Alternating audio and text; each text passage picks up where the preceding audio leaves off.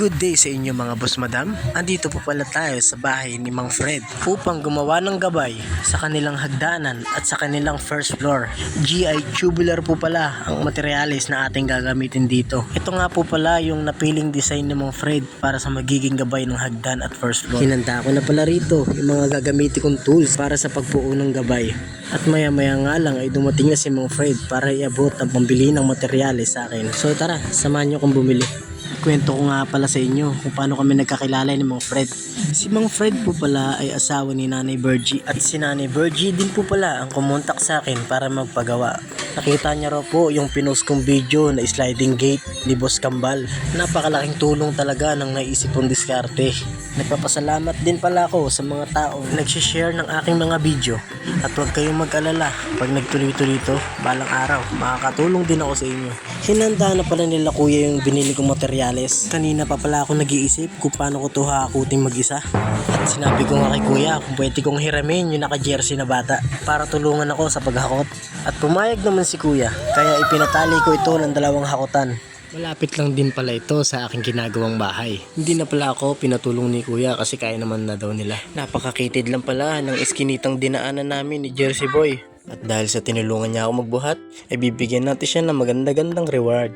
Pangalawang hakot na namin pala to ni Boy Jersey at mamaya ay bibigyan natin siya ng piso at 2-0. Meron na siyang pang almusal at pang merienda mamaya. Ayos! Sinimulan ko na palang sukatan ng hagdan para maputol ko na ang aking gagamiting bakal dito. Sa labas pala ng bahay ng mga Fred ako magpuputol at dahil doon namin sa tapat nilapag, komportable at maayos ako makakaputol ng bakal dito. At pahinto-hinto nga rin pala ako sa pag-grind dahil nga iskinita ito at sa maraming dumadaan ng mga tao. Sinimulan ko na nga pala magputol ng mga gagamitin kong materyales. Napansin ko nga yung alikabok ay papunta sa katabing bahay. May tinda palang ulam yung katabing bahay ni Mang Fred. Kaya hinarangan namin to ni tatay. At syempre para hindi rin kami makaperwisyon ng kapitbahay. At pinutol ko na pala rito yung mga bakal na kakailanganin ko para sa pagbuo ng gabay para sa hagdan.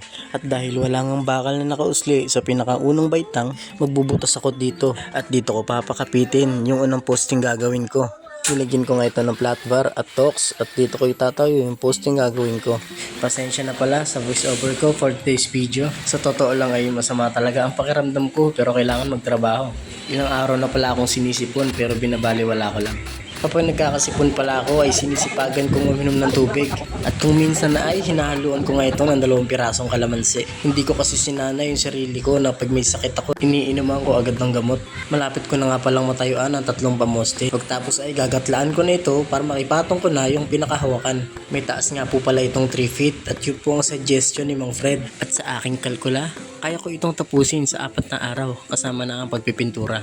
Ang sabi nga pala sa akin ni tatay ay may susunod pa siyang ipapagawa sa akin.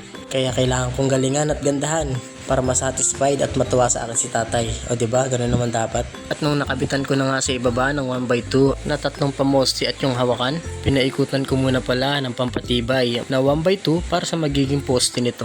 Nagpapasalamat nga rin po ako kay Nanay Virgie sa pagbigay ng trabaho sa akin.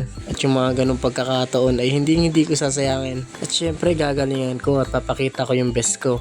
At sa mga nagtatanong pala kung anong ginagamit kong welding machine, flux cord arc welding po pala yung ginagamit ko. 1 year na pala ito sa akin at binili ko to kay Inko. Inko, baka naman.